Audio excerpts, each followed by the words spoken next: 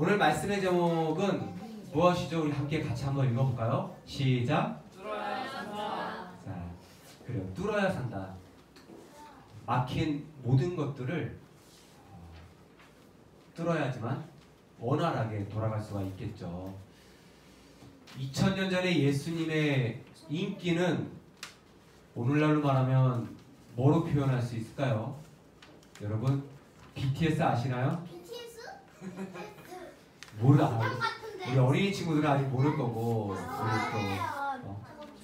또 고등학생 친구들, 중학생 친구들, 또 우리 청년들은 잘 알 거예요. 우리 지사님들은 BTS 아십니까? 네, 이 방탄소년단이죠. 이 친구들만 떴다 하면 세계가 들썩이는 인기. 사실 예수님이 오셨다 라고 하면 2000년 전에 예수님의 인기는 어마어마했어요. 놀라운 일이죠. 오늘 중풍병자의 이야기입니다. 중풍병, 사실 뇌졸중인데요. 졸중이란 뜻이 무엇에 얻어맞아서 나가 떨어진 상태예요. 저는 의사는 아닌데 이 말씀을 준비하면서 의사분들에게 자문을 많이 얻어서 이렇게 준비를 했는데 증상이 거의 그래요. 한쪽 눈이 좀 안 보인다든지 아니면 마비가 온다든지 두통이 심하다든지 그런 어지러운 증상, 이러한 증상이 이 뇌졸중의 증상이라고 합니다. 그래서 혹시나 그런 증상이 있다면 병원을 빨리 가시는 게 중요하겠죠. 이 중풍병에 두 가지 증상이 있어요. 어떠한 증상이냐면 하나는 뇌출혈, 그리고 또 하나는 뇌경색이에요. 뇌출혈이 무엇일까요? 이 피가 이 혈관이 터져서 피가 그 혈관 밖으로 나오는 것, 그것이 출혈이 생기는 뇌출혈이라고 합니다. 그럼 뇌경색은 뭐냐 하면 이 혈관이 막힌 것, 막혀서 뇌경색이라고 합니다. 최이사님 맞죠? 예, 우리 간호사님께 물어봐야 돼요, 이런 건. 지금도 사실 뇌출혈이나 뇌경색, 뇌졸중이 오면 참 어렵고 힘들어요. 의학이 발달돼 있어도 신속하게 그 질병을 치료하지 않으면 생명도 위태할 수도 있습니다. 근데 이 예수님 때에 이 병을 앓던 환자가 있었어요. 의학이 발달되지 않았죠. 굉장히 힘들었죠. 근데 앞서 그림에서 보듯이 오늘 말씀 속에서는 이 중풍병자의 친구들이, 사실 마태복음, 마가복음, 오늘 우리는 누가복음을 읽었지만 마태복음과 누가복음에는 몇 명이 이 친구를 예수님께 안내했다라고 나와 있진 않지만 마가복음 2장에서는 네 사람이 줄을 달아 내려서 예수님께 내렸다라고 이야기합니다. 예수님께 딱 찾아왔어요. 왜일까요? 이유는 한 가지예요. 예수님의 인기가 대단했거든요. 지저스 크라이스트 슈퍼스타라는 그 정도의 놀라운 인기였죠. 그 인기의 비결은 사실 예수님께서 전해주시는 생명의 말씀, 또 예수님이 많은 아픈 자들을 만져주시고 또 때론 만져주시지 않고 말씀으로만 하셔도 아픈 병자들의 질병이 다 회복이 됐어요. 그러니까 이 내 친구가 안 되겠다, 우리 소중한 이 친구가 여기 이렇게 아프다가 죽어가면 안 되지? 하고 예수님께 찾아가려고 하는데 사람들이 너무 많은 거예요. 그 집안에 어찌할 바를 없는 거죠. 들어갈 공간이 없는 거예요. 그래서 방법은 지붕을 뜯자. 오늘날 우리들의 집안 구조로 생각하시면은 답이 안 나와요. 그러나 이스라엘의 가옥 구조는 아주 가볍게 이렇게 판자가 이렇게 올려진 상태예요. 어쩌면 제주도에 가면은 제주도에 이렇게 볕단 집으로 이렇게 지붕을 올려놓은 거지 있죠? 그런 것처럼 옛날 가옥에서 위에를 이렇게 뜯으면, 집단을 뜯으면은 바로 이렇게 밑으로 내려갈 수가 있어요. 그래서 예수님에게 이 병자를 다 내려줍니다. 그런데 오늘 예수님께서 이 병자를 고치시는 방법이 굉장히 특이해요. 굉장히 왜 이러한 방법으로 고쳐주실까? 라고 의아해할 수 있습니다. 예수님은 이 환자를 보고 나서 대뜸 하시는 말씀이 내 죄사함을 받았다 라고 이야기하세요. 왜 병부터 고쳐주시지 않고 죄사함을 받았다라고 이야기를 하실까요? 사실 4명의 친구들과 이 병자는 죄사함보다 병이 낫기를 원했을 텐데 예수님은 너의 죄사함을 받았다라고 이야기합니다. 이유는 있어요. 성경에 많은 환자들이 나오고 아픈 자들이 나오는데요. 예수님께서 고쳐주실 때에는 항상 이 말씀을 빼먹지 않으셨어요. 그게 무엇이냐면 죄사함을 받았다라는 거예요. 왜냐하면 고대 2000년 전에 예수님의 시대 때에는 의학이 발달되어 있지 않았습니다. 이 샤머니즘 사회에서는 아픈 사람들은 왜 아픈가 궁금해했어요. 그런데 아픈 원인을 찾을 수가 없기 때문에 사람들은 그렇게 단정지어 이야기를 했어요. 아픈 환자들에게. 분명 뭐 잘못했기 때문에 신이 노여워할 거야. 저 사람이 아픈 이유는 저 사람이 잘못 살았기 때문에 신이 노여워하는 거야. 그래서 죄를 진 거야.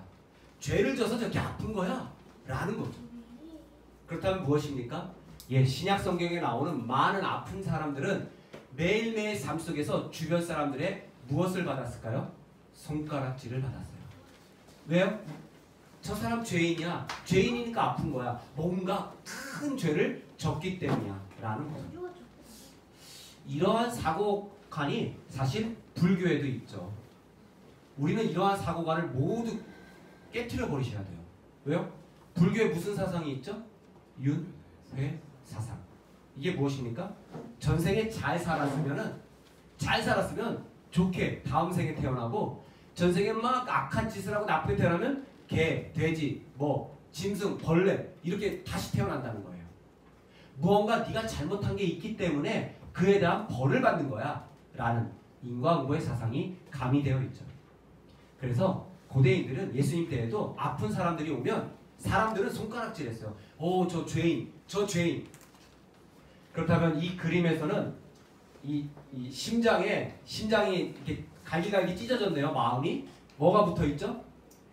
예, 데일밴드가 붙어 있어요. 반창고가 붙어 있어요. 왜일까요? 예수님은 무엇을 먼저 고쳐주시려고 하신 거죠? 마음이에요. 이 사람은 중풍병에 걸려서 속상하고 힘들고 몸도 제대로 가누지를 못하는 사람이었어요. 근데 사람이 몸이 아픈 것보다 더 아픈 게 무엇인지 아십니까? 맞아요. 마음이에요. 우리 다 경험해봤죠? 여러분들도 마음이 아프면 힘들어요. 어린 친구들도 마찬가지고 청년들도 마찬가지고 어른들도 마찬가지고 우리의 인생 가운데 몸이 힘든 것보다 더 힘든 건 마음이었더라고요. 이 환자는 얼마나 창피하고 속상하고 부끄럽고 힘들었을까요? 그 지붕에서 막 어벤져스의 아이언맨처럼 쫙 하늘에서 날다가 내려오는 느낌이었을 텐데 그게 좋은 게 아니라 박수받고 환영받는 게 아니라 저거 뭐야? 저게 왜 저 인간이 저기서 내려와? 저 사람이 왜 내려와고 여전히 손가락질을 했겠죠. 그러나 예수님은 그 환자의 병을 고치기 이전에 마음을 먼저 만지셨다는 거예요. 사랑하는 여러분, 우리의 주님은 마음을 먼저 터치하시는 분이세요. 우리의 마음을 먼저. 그래서 이 환자의 모든 아픔을 그리고 친구들의 모든 마음을 회복시켜 주시기를 원했다라는 것이죠. 그럼 이 치유자이신 예수님께 다가간 내 친구를 이야기하고 싶어요. 저는. 왜요? 이 병자에게 있어서 이 내 친구는 그들의 마음의 치유자이기 때문이에요. 사람들은 모두 이 사람을 관심을 주지 않았죠. 하지만 이 소중한 친구들은 무슨 생각을 가졌을까요? 반드시 고쳐야겠다는, 어떠한 장애물이 있어도 이 내 소중한 이 사람을, 내 친구를 고쳐야겠다, 이 마음이 있었다는 거예요. 많은 이들은 떠나갔지만 이 내 친구는 이 사람 앞에 결코 포기하지 않은 거예요. 많은 의원들에게도 갔겠죠. 많은 의원들에게 고침을 받았겠지만 그러지 않았다는 거예요. 결국 그가 나을 수 있는 것은 예수님이구나. 예수님에게 가면 다 낫대. 예수님에게 가면 고침을 받을 수 있대. 좋아. 어떠한 것이 있더라도 우리가 뚫어보자 라는 목표이시오. 정말 마음이 힘들고 괴로운 사람들이 힘을 얻을 때가 언제인지 아십니까? 따뜻한 말 한마디예요. 그 따뜻한 말 한마디가 뭘까요? 할 수 있어. 해보자. 아직 끝이 아니야. 중풍병자는 성경에 나와 있진 않지만 분명 이렇게 이야기했지 않았을까 저는 생각을 해봐요. 얘들아, 친구들아, 괜찮아. 됐어. 나 고칠 수 없는 거 알아. 더 애쓰지 마. 너희들 지금까지 준 것도 너무 고마워. 괜찮아, 괜찮아. 이제 나 가만히 있을래. 정말 아픈 사람들 늘 그래요. 자신의 삶을 포기하거든요. 그냥 됐어. 그냥 여기 이대로 살래. 그러나 내 친구는 분명히 이야기했을 거예요. 아니야, 친구야. 괜찮아. 한 번 더 해보자. 예수님이 계시잖아. 예수님께 나아가면 난 되잖아. 우리 한번 예수님 앞에 가보자. 막혀있지만 한번 지붕이라도 뚫어서 우리가 가보자. 라고 이야기한 것이죠. 이런 한마디가 그 아픈 친구에게 위로가 될까요? 상처가 될까요? 분명 위로가 되겠죠. 병이 낫지 않더라도, 설령 병이 낫지 않더라도 그 친구들의 한마디는 이 아픈 친구의 마음을 위로하기 충분했다는 거예요. 마음의 치유자인 이 내 친구. 저 여러분의 삶 속에 연약하고 힘든 이들이 있을 때 우리는 한마디 던져주는 거예요. 어떤 한마디? 괜찮아. 할 수 있어. 라는 거죠. 우리 옆에 있는 분과 함께 이 한마디 해봤으면 좋겠어요. 괜찮아. 할 수 있습니다. 시작. 모두가 다 포기했습니다. 그러나 결코 포기하지 않은 동역자들. 내가 포기하지 않고 달려가는 모습을 보여줄 때에 나의 소중한 사람은 그것으로 위로함을 받고 힘을 얻습니다. 할 수 있어요. 분명 이루어진다는 것을 이 내 친구가 보여주었죠. 두 번째 치유자가 예수님이셨어요. 마음의 치유자 예수님. 우리 사유가 한번 크게 읽어볼까요? 앞에 하면 글씨 시작. 내 죄를 버렸다. 내 사랑을 받으라. 사람들을 하는 죄의 과거를 모두 이루어낼 것이다. 그래요. 아주 잘 읽었어요. 이 사유의 이 서포터들이 많이 있네요. 예수님께서 내 죄사함을 받았다라는 이야기. 앞서 제가 이야기 드렸죠. 사람들은 환경을 봅니다. 아픈 사람 저 죄인이야. 사람들은 그 사람의 환경과 그 사람의 출신을 봅니다. 그리고 그 사람의 과거를 봅니다. 세상의 기준이에요. 세상의 기준은 사람들의 관점과 환경과 출신과 능력을 봅니다. 그리스도인들이 이러한 것들을 보면은 안 되겠죠. 특히 교회 공동체는 더더욱 그러합니다. 목사들은 잘난 성도, 잘하는 성도, 능력 있는 성도들에게 관심 주고 연약하고 아픈 이들을 등한시하면 그것은 목회자의 자질을 꽝입니다. 또한 교회 공동체 안에서 목회자뿐만 아니라 우리 지체들도 마찬가지예요. 우리 안의 모든 공동체는 출신, 환경, 과거를 보는 것이 아니에요. 그런 것을 예수님께서도 보았다면 이 친구는 고침받지 못했겠죠. 예수님이 보신 것은 무엇일까요? 그냥 마음이에요.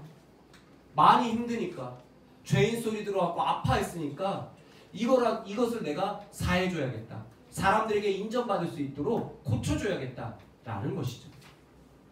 그래서 하나님은 사람은 외모를 보지만 하나님은 마음의 중심을 보신다고 성경은 말합니다. 마음의 중심을 보시는 하나님이시기 때문에 사람들이 나를 이해하지 않을 수 있어요. 내 행동과 내 상황을 이해 못할 때가 있습니다. 왜? 잘 전달되지 않을 수도 있고요. 같이 사는 부부지간에도 속마음은 몰라요. 그러나 내가 어떠한 생각을 갖고 있는 그 마음 깊은 곳까지 하나님이 아신다니까 얼마나 위로가 될까요? 또 하나는 이 예수님께서 어떻게 치유하셨죠? 일어나 걸어라라고 합니다. 세상은 문제를 봅니다. 세상은 문제를 봐요. 어떻게 살아가야겠냐? 어떻게 먹고 살겠냐? 걱정하지 말라고 하세요. 하나님께서 채워주시고 하나님께서 회복해 주시는 것을 우리는 경험하며 살아야 되는 거예요. 세상은 문제를 봐요. 근데 예수님이 무엇을 보셨을까요? 희망을 보신 거예요. 그의 삶의 미래를 보신 거예요. 너 이제 가. 당차게 걸어 나가봐. 라는 거죠. 주저앉지 마세요. 예수님의 마음을 우리가 보았고 예수님께서 나를 이끌어 주심을 보았다면 주저하지 말고 앞으로 전진하는 겁니다. 전진하고 전진해서 달려가는 거예요. 예수님은 이걸 원한 거예요. 얼마나 힘들었겠습니까? 얼마나 그것이 몇 년 동안 몇 년일지 얼마나 오래 누워 있었는지는 알 수 없어요.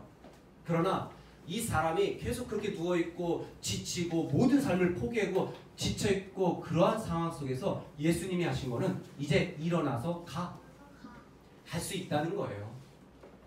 나는 할 수 없어요. 나는 할 수 없어요. 우리 이런 이야기 많이 합니다. 저도 많이 합니다. 저도 온전한 교회로 부임하고 환경에 많은 변화가 있고 아직도 이 환경에 적응하고 있습니다. 참 어렵고 힘들더라고요. 그리고 앞으로도 아직도 자리 잡으려면 좀 걸리겠죠. 하지만 계속 열심히 한번 달려가고 있는 거예요. 열심히 달려가다 보니까 하나님께서 사람을 붙여주시고 마음을 주시고 힘을 주시더라고요. 일어나 걸어가야 합니다. 우리 함께 고백합니다. 일어나 걸어가자. 시작. 일어나 걸어가자. 네, 우리 일어나 걸어가는 것이 중요합니다. 왜 내 친구는 지붕을 뚫으면서까지 예수님에게로 갔을까요? 왜일까요? 성경은 이렇게 말합니다. 병을 고치는 주의 능력이 예수와 함께하더라. 그 능력이 예수님에게 있다는 거예요. 그 자리에 가야지만 그 능력이 내게 임한다는 것이죠. 우리는 연약함을 가지고 이렇게 이 자리에 나왔지만 예수님의 놀라운 능력이 이 자리에 있는 우리 모두 온전한 공동체의 식구 머리 위에 넘칠 줄로 저는 소망합니다. 그 능력을 받고 우리가 힘입어 살아가는 것이죠. 이 고골이라는 유명한 작가가 쓴 이 외투라는 소설을 읽어보셨나요? 아니요. 읽어보세요.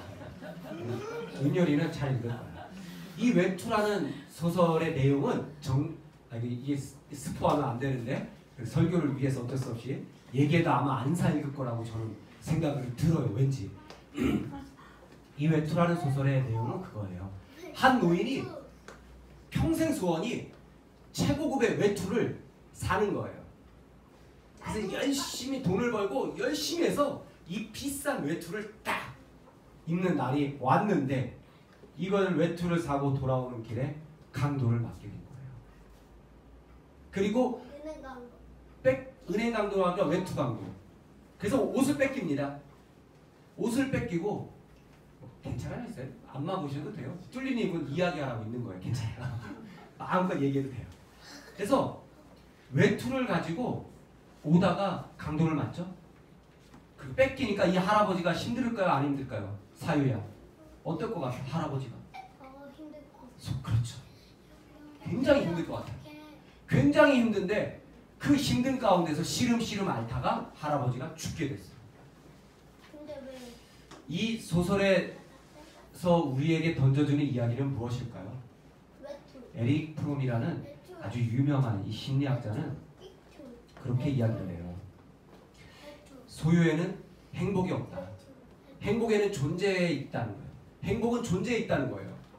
행복은 나라는 존재에 있다는 거예요. 저와 여러분의 행복은 어디에 있습니까? 이 할아버지는 외투에 행복을 둔 거예요. 고급 외투를 가지면 우리 여성들은 뭘까요? 최고급 백? 남성들은 뭐 최고급 자동차? 뭐 집? 뭐 골고루겠죠. 보석? 반지? 여러분들의 행복의 기준을 어디에 두고 있습니까? 우리 친구들은 핸드폰? 고급 핸드폰? 아이폰. 무엇이 있습니까? 그것이 행복이 아닙니다. 따님. 진정한 행복은 나라는 소유에 있다는 거예요. 나라는 소유. 여러분, 그래서 이 에릭 프롬은 이런 이야기를 해요. 사랑한다는 것은 관심을 갖는 것이며 존중하는 것이다. 사랑한다는 것은 책임감을 느끼는 것이며 이해하는 것이고 사랑한다는 것은 주는 것이다. 라는 이야기를 합니다. 행복을 찾기 위해서 우리의 인생 가운데 이렇게 한다는 것이죠. 이제 말씀의 결론입니다. 그렇다면 예수님은 마음의 치유 되시는 예수님은 무엇을 바라보고 무엇을 우리에게 보여주셨는가? 내 죄사함을 받았다라고 합니다. 세상은 상황을 보았지만 예수님은 무엇을 보았을까요? 상처 입은 병자의 마음을 보셨습니다. 앞서 에릭 프롬의 이야기처럼 행복이 어디 있다는 거예요? 그 사람은 행복은 나 자신의 존재성에 있다는 거예요. 그 사람 유태인이에요. 유태인, 하나님의 백성이죠. X. 우리가 우리의 행복의 존재가 나에게 있는데 내가 힘들어, 내가 괴로워. 그런데 예수님은 지금 내가 만난 예수님 어떤 예수님이라는 겁니까? 그냥 바로 예수님. 내 아픈 마음을 보시는 분이라는 거예요. 또한 일어나 걸어라 라고 하셨습니다. 세상은 문제를 봅니다. 그런 예수님의 시선은 병자의 지금 이 순간 필요한 것을 보고 있다는 거예요. 내가 행복한다라는 것, 나의 존재성의 행복성은 어디 있을까요? 앞으로 될 일에 대한 행복일까요? 여러분들은 10년 후를 기대하면서 행복해하고 살아가십니까? 아닐걸요? 1년 후를 기대하면서 행복해하며 살아가십니까? 그럴 수 있겠지만 아닐 겁니다. 진짜 행복을 느끼는 건 언제일까요? 지금 이 순간이에요. 지금 이 순간. 매 순간순간마다 내가 예수님으로 인해서 내 마음이 위로받고 예수님으로 인해서 내가 한 걸음 더 걸어갈 수 있게 되는 것이 오늘 우리가 말씀 속에서 우리의 존재성을 확인하고 행복을 얻을 수 있다는 것이죠. 함께 기도하겠습니다.